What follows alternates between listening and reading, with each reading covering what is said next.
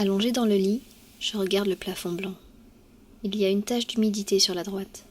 J'ai l'impression qu'elle grandit. Alors j'observe le plafond. Je le surveille pour ne pas qu'il me tombe dessus.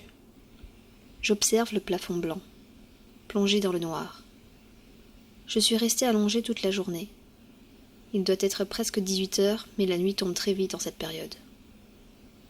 C'était long d'attendre que la nuit tombe.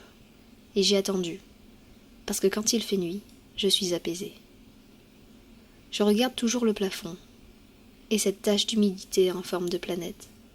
La planète Terre, je crois. Et je vois des choses bouger tout près d'elle.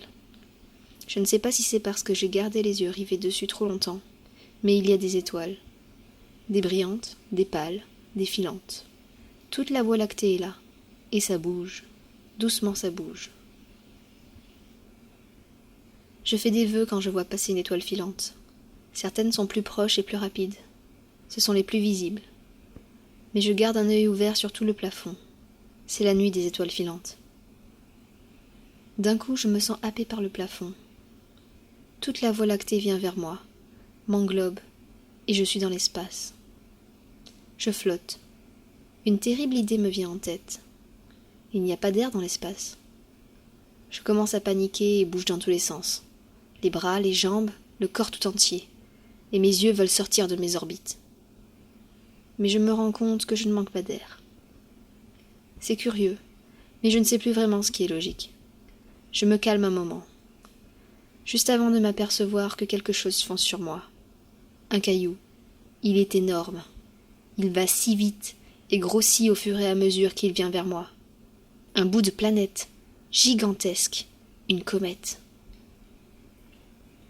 Alors je ferme les yeux et attends l'impact. Je ne veux pas me voir éclater en 1000 morceaux. Mais je ne sens rien. Je rouvre les yeux, très prudemment. Je suis sur la comète, à califourchon sur un des bords, les pieds dans le vide. Elle fonce toujours à travers les étoiles à toute vitesse. J'ai l'impression d'être dans un vaisseau lancé en hyperespace. C'est une expérience et un spectacle inouï.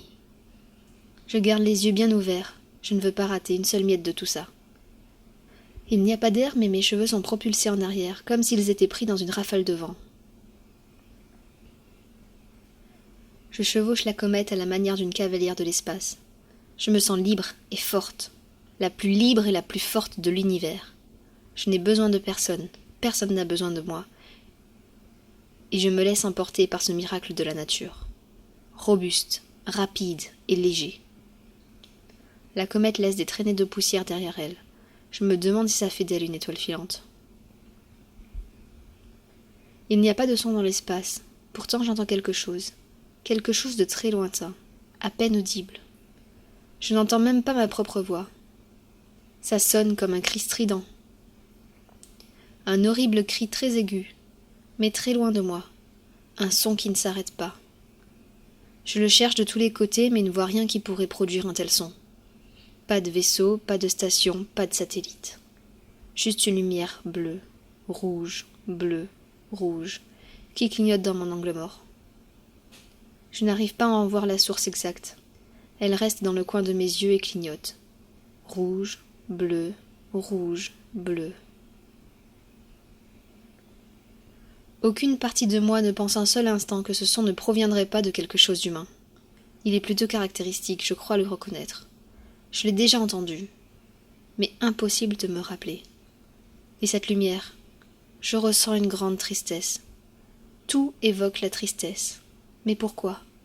Je suis sur la comète, je la chevauche, et c'est incroyable. Le son se fait de plus en plus lointain, de moins en moins audible. La lumière s'estompe jusqu'à disparaître. Je ne sais pas ce que c'était. Je ne crois pas que je m'en rappellerai. Alors je retourne à ma béatitude. Je me sens si libre, si bien, et je n'ai plus besoin de rien. Les gens, l'extérieur, le soleil, regarder ce plafond blanc toute la journée en espérant qu'il se passe enfin quelque chose d'intéressant.